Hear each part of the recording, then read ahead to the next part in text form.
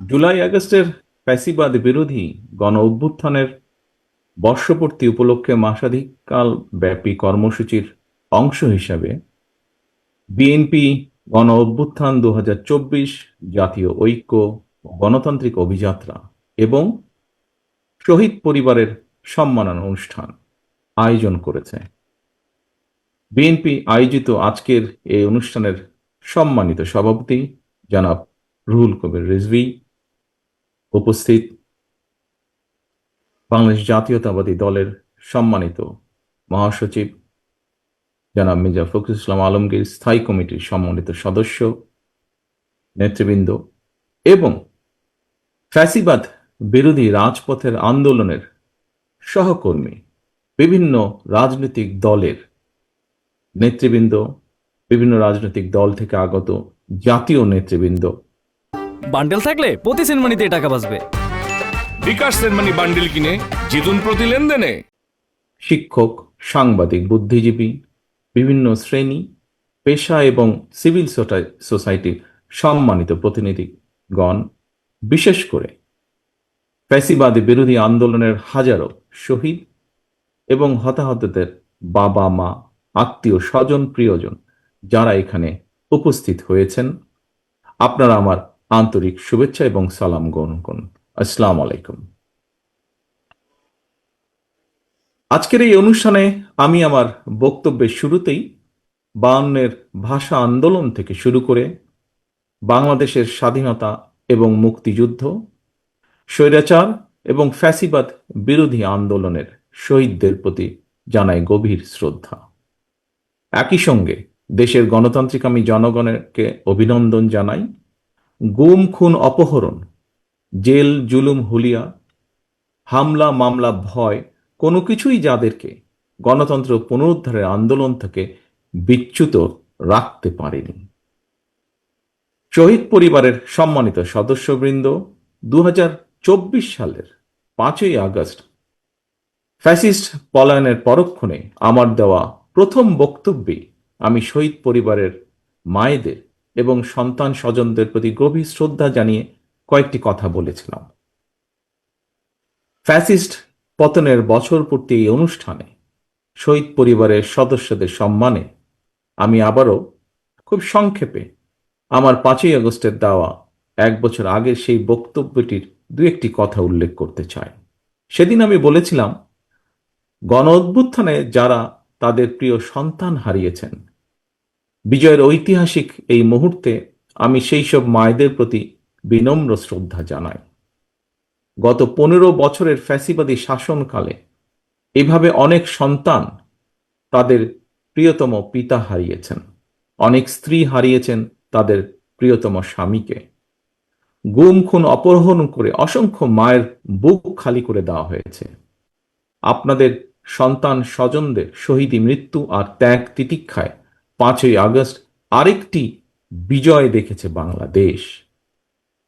শহীদ পরিবারের সম্মানিত সদস্যগণ, 24-এর গণ অভ্যুত্থানে আপনার প্রিয়জন দেশের জন্য, দেশের মানুষের জন্য, গণতন্ত্রের জন্য নিজের জীবন উৎসর্গ করেছেন। একজন শহীদ শুধু আপনার স্বজন নন, তিনি জাতির গৌরব, তিনি মুক্তিকামী মানুষের প্রেরণা। সুতরাং আপনাদের স্বজন হারানোর বেদনা, আপনাদের সহ্য শক্তি, সংগ্রাম এবং সাহসের প্রতি গণতান্ত্রিকামী জনগণের পক্ষ থেকে আবারও জানাই গভীর শ্রদ্ধা ও কৃতজ্ঞতা। শহীদ পরিবারের সম্মানিত মায়েরা এবং প্রিয় ভাই ও বোনেরা, আজ আপনাদের সামনে আমি এবং আমরা সবাই আবারও একটি প্রত্যয় ব্যক্ত করতে চাই।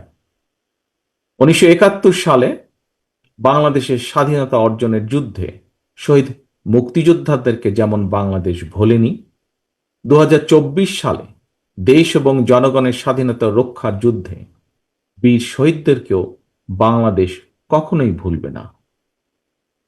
জনগণের রায় বিএনপি রাষ্ট্র পরিচালনার দায়িত্ব পেলে শহীদদের প্রতি শ্রদ্ধা জানিয়ে দেশের বিভিন্ন স্থাপনা, সড়ক কিংবা গুরুত্বপূর্ণ প্রতিষ্ঠানের নামকরণের ইচ্ছে আমাদের আছে।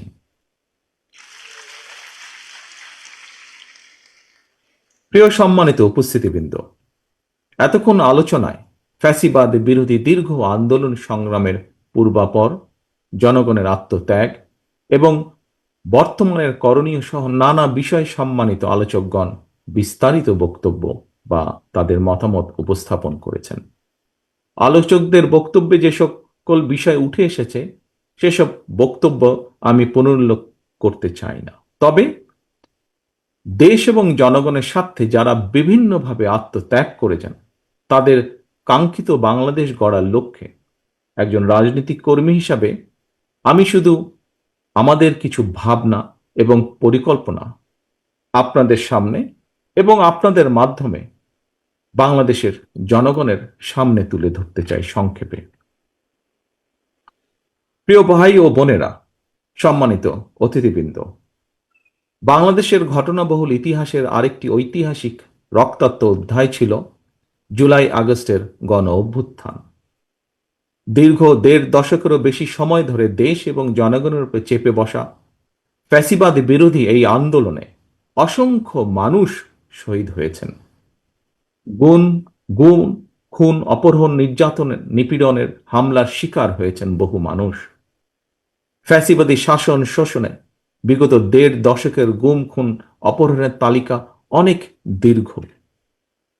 শুধুমাত্র জুলাই আগস্ট আন্দোলনেই বিএনপির কমপক্ষে ৪২২ জন সহ বিভিন্ন শ্রেণী পেশা মানুষ, ছাত্র জনতা, কৃষক, শ্রমিক, গার্মেন্টস কর্মী, নারী, শিশু এবং ফ্যাসিবাদ বিরোধী আন্দোলনে থাকা রাজপথের রাজনৈতিক দলগুলোর নেতাকর্মী সহ কমপক্ষে ১৫০০-এরও বেশি মানুষ শহীদ হয়েছেন। আহত হয়েছেন কমপক্ষে ৩০,০০০-এর মতন মানুষ। এর মধ্যে চোখ কিংবা হাত পা অঙ্গ প্রত্যঙ্গ হারিয়ে ১,০০০-এরও বেশি মানুষ চিরতরে অন্ধত্ব কিংবা পঙ্গুত্ব বরণ করেছেন। মাত্র ৩৬ দিনেই ৪ বছরের শিশু আব্দুল আহাদ, ৬ বছরের শিশু রিয়া গোপ সহ কমপক্ষে ১৩৬ জনের বেশি শিশু শহীদ হয়েছেন। এমন নৃশংস বর্বরতা ছিল অকল্পনীয়। সম্মানিত উপস্থিতিবৃন্দ, ৭১-এর স্বাধীন বাংলাদেশ, ৭৫-এর ৭ই নভেম্বরের আধিপত্য বিরোধী দাবেদার মুক্ত বাংলাদেশ, ৯০-এর স্বৈরাচার বিরোধী বাংলাদেশ এবং ২০২৪-এর ফ্যাসিবাদ বিরোধী বাংলাদেশ। বাংলাদেশের ইতিহাসের প্রতিটি অধ্যায়ে এভাবেই শহীদ আবু সাইদ, ওয়াসিম, মুগ্ধের মতন হাজারো লাখো মানুষ অকাতরে জীবন দিয়েছেন, হতাহত হচ্ছেন আরো বহু। আমাদের প্রশ্ন, সকলের প্রশ্ন, মানুষ কি এভাবেই জীবন দিতে থাকবে তাহলে? এই মানুষগুলো কিন্তু কানাডার বেগম পাড়ায় অথবা মালয়েশিয়ায় সেকেন্ড হোম কিংবা সুইস ব্যাংকে অ্যাকাউন্ট খোলার দাবিতে কিন্তু আন্দোলন করেনি। তাদের দাবি ছিল রাষ্ট্র এবং সমাজে গণতন্ত্র এবং মানুষের অধিকার প্রতিষ্ঠা। সম্মানিত অতিথিবৃন্দ, বর্তমানে ফ্যাসিবাদ মুক্ত পরিবেশে জনগণের সামনে একটি আধুনিক প্রত্যাশিত গণতান্ত্রিক বাংলাদেশ গঠনের সুযোগ তৈরি হয়েছে। বর্তমান প্রতিযোগিতামূলক বিশ্বে যোগ্যতা এবং সম্মানের সঙ্গে টিকে থাকতে হলে অবশ্যই আমাদেরকে এই সুযোগ কাজে লাগাতে হবে। আরো একবারের জন্য ভুল করা চলবে না। সুতরাং জনগণের বাংলাদেশে জনগণের সরাসরি ভোটে জনগণের প্রতি জবাবদিহিমূলক নির্বাচিত গণতান্ত্রিক সরকার প্রতিষ্ঠা করে লাখো শহীদের কাঙ্ক্ষিত একটি ইনসাফ ভিত্তিক গণতান্ত্রিক মানবিক বাংলাদেশ গড়ার মধ্য দিয়েই শহীদদের প্রতি আমাদের ঋণ পরিশোধের এখনই সময়।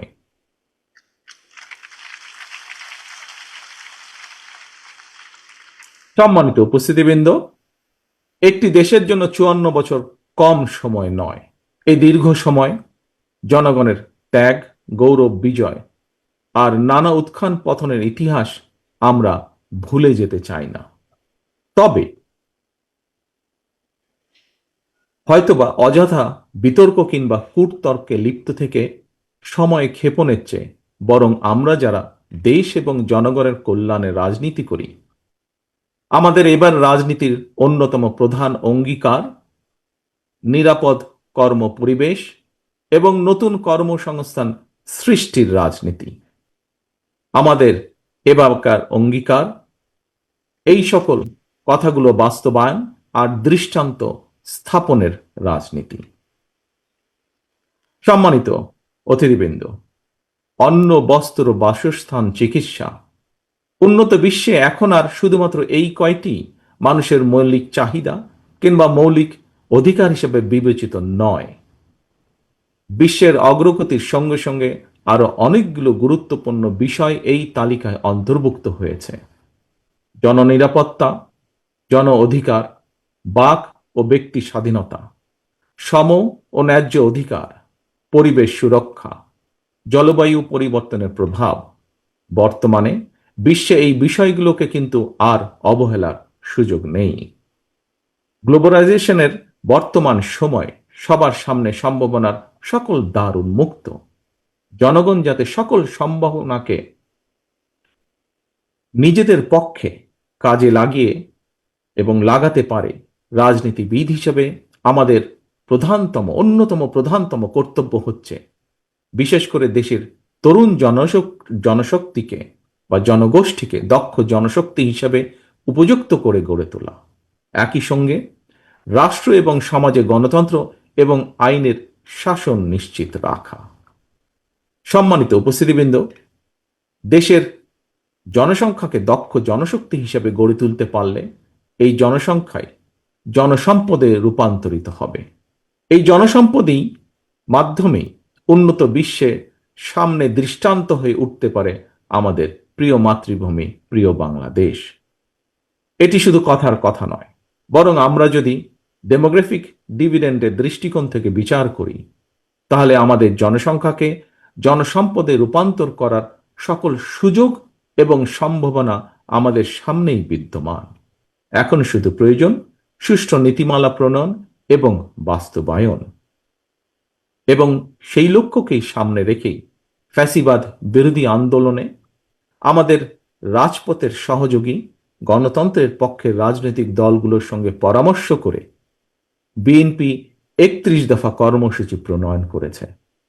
আসন্ন জাতীয় নির্বাচনে বিএনপি জনগণের রাষ্ট্র পরিচালনার দায়িত্ব পেলে জাতীয় সরকার গঠন করে দেশ এবং জনগণের উন্নয়নের প্রতিটি কর্মসূচির বাস্তবায়নের সর্বোচ্চ উদ্যোগ এবং প্রচেষ্টা গ্রহণ করবে। সম্মানিত উপস্থিতিবৃন্দ, একটি দুর্নীতিমুক্ত, নিরাপদ, মানবিক, গণতান্ত্রিক বাংলাদেশ প্রতিষ্ঠার সুমহান লক্ষ্যে দেশের গণতান্ত্রিকামী প্রতিটি ব্যক্তি ও প্রতিষ্ঠান, প্রতিটি রাজনৈতিক দল ঐক্যবদ্ধ। প্রতিটি রাজনৈতিক দলের নিজস্ব দৃষ্টিভঙ্গি এবং কর্মসূচিগত পার্থক্যের কারণে কোনো কোনো ইস্যুতে ফ্যাসিবাদ বিরোধী রাজনৈতিক দলগুলোর মধ্যে অনৈক্য মনে হলেও আমি দৃঢ়ভাবে বিশ্বাস করি জাতীয় স্বার্থে আমরা সবাই এক। হাজারো শহীদের রত্ন স্নাত রাজপথে ফ্যাসিবাদ বিরোধী এই জাতীয় ঐক্য গড়ে উঠেছে। 5ই আগস্ট এর জ্বলন্ত উদাহরণ। প্রত্যেকটি ইস্যুতে প্রতিটি রাজনৈতিক দলের ঐক্যমত হওয়া জরুরি নয়, তবে অবশ্যই জাতীয় ইস্যুতে জাতীয় স্বার্থে ঐক্যমত থাকাটাই সবচেয়ে বেশি জরুরি। এটি গণতন্ত্রের সৌন্দর্য। আগামী দিনে আর কোনো অপশক্তি যাতে বাংলাদেশকে তাবেদার রাষ্ট্রে পরিণত করার দুঃসাহস না দেখায়, সংবিধান লঙ্ঘনকারী পতিত পরাজিত পলাতক তাবেদার অপশক্তি যাতে আর মাথাছাড়া দিয়ে উঠতে না পারে, দেশ এবং জনগণের স্বার্থের বিরুদ্ধে আর কেউ যাতে অপতৎপরতা চালাতে না পারে, আমি দৃঢ়ভাবে বিশ্বাস করি, আমাদের দল বিএনপি বিশ্বাস করে, এইসব বিষয় ফ্যাসিবাদী বিরোধী জাতীয় ঐক্য অটুট রয়েছে, ভবিষ্যতেও তা অটুট থাকবে ইনশাল্লাহ। সম্মানিত অতিথিবৃন্দ, আমি এবং আমার দল বিএনপি আমরা দেশে গণতান্ত্রিক রাজনৈতিক বিধি ব্যবস্থাকে এমন একটি চিরস্থায়ী ভিত্তির উপরে প্রতিষ্ঠিত করতে চাই, যেখানে রাজনৈতিক দল এবং সরকারের সকল রাজনৈতিক ক্ষমতার নিয়ন্ত্রক থাকবে জনগণ। জনগণই তাদের রাজনৈতিক ক্ষমতা প্রয়োগ করে স্থানীয় সরকার থেকে কেন্দ্রীয় সরকার প্রতিটি পর্যায়ের প্রতিনিধি নির্বাচন করবে। জনগণের নির্বাচিত সরকার জনপ্রত্যাশা পূরণে ব্যর্থ হলে নির্ধারিত মেয়াদের পর সেই সরকার পরিবর্তনের ক্ষমতাও জনগণের হাতে থাকবে। জনগণের রাজনৈতিক ক্ষমতায়ন নিশ্চিত করে এভাবে জনপ্রতিনিধিদেরকে জনগণের মুখাপেক্ষী করে দেওয়া গেলে রাষ্ট্র এবং রাজনীতিতে দুর্নীতি এবং দুর্বর্তনের প্রবণতা কমে আসবে বলে আমি দৃঢ়ভাবে বিশ্বাস করি। সম্মানিত অতিথিবৃন্দ, ফ্যাসিবাদের পতনের পর রাষ্ট্র পরিচালনার দায়িত্ব নেওয়া অন্তর্বর্তীকালীন সরকার জনগণের বাংলাদেশে জনগণের সরাসরি ভোটে জনগণের কাছে জবাবদিহিমূলক সরকার প্রতিষ্ঠার জন্য জাতীয় নির্বাচন অনুষ্ঠানের লক্ষ্যে সক্রিয় রয়েছে। একই সঙ্গে রাষ্ট্র ও রাজনীতির সংস্কার কার্যক্রমের পাশাপাশি বিতাড়িত ফ্যাসিস্ট বিচার কার্যক্রমও শুরু করেছে। রাষ্ট্র এবং রাজনীতিতে সংস্কার এবং বিচার কার্যক্রম চলমান প্রক্রিয়া। রাষ্ট্র এবং সমাজে গণতন্ত্র এবং আইনের শাসন নিশ্চিত রাখার স্বার্থে জনরায় নির্বাচিত ভবিষ্যৎ গণতান্ত্রিক সরকারও অন্তর্বর্তীকালীন সরকারের শুরু করা কার্যক্রম অব্যাহত রাখবে আমি দৃঢ়ভাবে বিশ্বাস করি। সুতরাং একটি ইস্যুকে আরেকটি ইস্যুর সঙ্গে শর্তের বেড়াজালে আবদ্ধ না করে ফেলা যৌক্তিক বলে গণতান্ত্রিক আমি জনগণ বিশ্বাস করে বা মনে করে। প্রিয় রাজনৈতিক নেতৃবৃন্দ, প্রিয় রাজনৈতিক সহকর্মীবৃন্দ, অন্তর্বর্তীকালীন সরকারের সংস্কার কার্যক্রমে বিভিন্ন রাজনৈতিক দল চিন্তাভাবনা করেই সংস্কার প্রস্তাব দিয়েছেন। আমি দৃঢ়ভাবে বিশ্বাস করি দেশ এবং জনগণের কল্যাণে প্রতিটি রাজনৈতিক দলই যার যার বিবেচনায় উত্তম প্রস্তাবটাই উপস্থাপন করেছেন। তবে প্রস্তাব ভালো হলেও সকল প্রস্তাব বাংলাদেশের প্রেক্ষাপটে বা বর্তমান প্রেক্ষাপটে বাংলাদেশের জন্য উপযোগী কিনা সেটি বিবেচনা করার জন্য আপনাদেরকে আমি বিনীত আহ্বান জানাবো। কোন কোন রাজনৈতিক দল সংখ্যানুপাতিক নির্বাচনী ব্যবস্থার দাবি তুলেছেন। বিশ্বের কোন কোন দেশে সংখ্যানুপাতিক নির্বাচনী ব্যবস্থার বিধান রয়েছে। তবে বাংলাদেশের বিদ্যমান বাস্তবতায় এবং ভৌগোলিক রাজনৈতিক প্রেক্ষাপটে এই মুহূর্তে বাংলাদেশের জন্য এই ব্যবস্থাটি কতটুকু উপযোগী অথবা উপযোগী কিনা সেটি গুরুত্বের সঙ্গে ভেবে দেখা জন্য আমি সকলের প্রতি অনুরোধ রাখব। বাংলাদেশের গণতান্ত্রিক বিধি ব্যবস্থাকে শক্ত ভিত্তির উপর প্রতিষ্ঠিত রাখতে হলে, বাংলাদেশকে তাবেদার মুক্ত রাখতে হলে এই মুহূর্তে জনগণের ঐক্য সবচাইতে বেশি প্রয়োজন। কিন্তু সংখ্যানুপাতিক নির্বাচনী ব্যবস্থা দেশে ঐক্যের পরিবর্তে বিভক্তিমূলক সমাজ এবং অস্থিতিশীল সরকার সৃষ্টির কারণ হয়ে উঠতে পারে কিনা এই বিষয়গুলো গুরুত্ব সহকারে আরো একবার ভেবে দেখার জন্য আমি সকল রাজনৈতিক নেতৃবৃন্দকে বিনীত আহ্বান এবং অনুরোধ করব।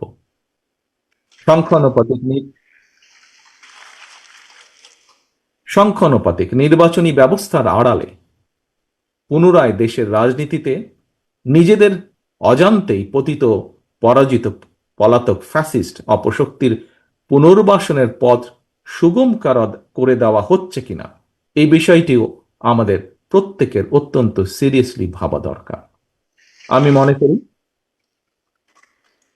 আমি মনে করি নিত্য নতুন ইস্যু যদি আমরা সামনে নিয়ে আসতে থাকি, এর সুযোগে ষড়যন্ত্রকারীরা আবারও মাথা চাড়া দেওয়ার সুযোগ পাবে। গণতান্ত্রিক রাজনৈতিক দলের প্রিয় সহকর্মীবৃন্দ, অন্তর্বর্তীকালীন সরকারের পক্ষে জনগণের প্রতিদিনের সমস্যা সমাধান লাঘব করা সম্ভব নয়। জনগণের সমস্যা সম্ভাবনার কথা তাদের কাছে পৌঁছানোরও তেমন কোনো মাধ্যম নেই রাজনৈতিক দলগুলোর যেমন থাকে। সুতরাং সংস্কারের ইস্যু নিয়ে আমরা যদি অন্তর্বর্তীকালীন সরকারকে ব্যস্ত রাখি তাহলে হয়তো বা সেটি জনগণকে তাদের রাজনৈতিক এবং অর্থনৈতিক অধিকার থেকে বঞ্চিত রাখতে পারে। যেসব বীর সন্তানেরা বাংলাদেশের জন্য অকাতরে জীবন বিলিয়ে দিয়েছেন, যেসব মানুষগুলো চোখ হারিয়ে চিরতরে অন্ধ হয়ে গিয়েছেন, হাত পা অঙ্গ প্রত্যঙ্গ হারিয়ে পঙ্গুত্ব বরণ করেছেন, মাসের পর মাস বাধ্য হয়ে হাসপাতালে চিকিৎসাধীন রয়েছেন, তাদের এই আত্মত্যাগকে বিবেচনায় নিয়ে আমি বিএনপি সহ বাংলাদেশের প্রতিটি গণতান্ত্রিক রাজনৈতিক দলের নেতা কর্মী এবং সমর্থক শুভাকাঙ্ক্ষীদের দৃষ্টি আকর্ষণ করে একটি আহ্বান জানিয়ে বলতে চাই, আসুন আমরা যিনি যার ইচ্ছা মতন শর্তের তালিকা না বাড়িয়ে শহীদদের চেতনায় বাংলাদেশকে উপলব্ধি করি। চোখ হারানো যোদ্ধার অন্তর্দৃষ্টি দিয়ে বাংলাদেশকে দেখার চেষ্টা করি। চিকিৎসাধীন এবং আহতদের আর্তনাদের সঙ্গে একত্রিত হয়ে শহীদদের আকাঙ্ক্ষার আলোয় বাংলাদেশকে আমরা গড়ে তুলি। প্রিয় সম্মানিত অতিথিবৃন্দ, প্রিয় উপস্থিতিবৃন্দ, রাজনৈতিক আমন্ত্রিত নেতৃবৃন্দ, প্রতিশোধ প্রতিহিংসা নয়, শহীদদের কাঙ্ক্ষিত বাংলাদেশ প্রতিষ্ঠার জন্য শুরু হোক আলোর প্রতিযোগিতা, শুরু হোক ভালোর প্রতিযোগিতা। ফ্যাসিবাদদের অন্ধকার থেকে মুক্ত হয়ে গণতন্ত্রের আলোয় ফিরুক বাংলাদেশ। আমি আবারও আল্লাহর দরবারে সকল শহীদদের আত্মার মাগফিরাত কামনা করছি, চিকিৎসাধীন এবং আহতদের দ্রুত আরোগ্য কামনা করছি। গণ অভ্যুত্থানের বছর পূর্তির মাসব্যাপী অনুষ্ঠানের আজ শুভ উদ্বোধন হলো। মাসব্যাপী আমাদের আরো কর্মসূচি রয়েছে।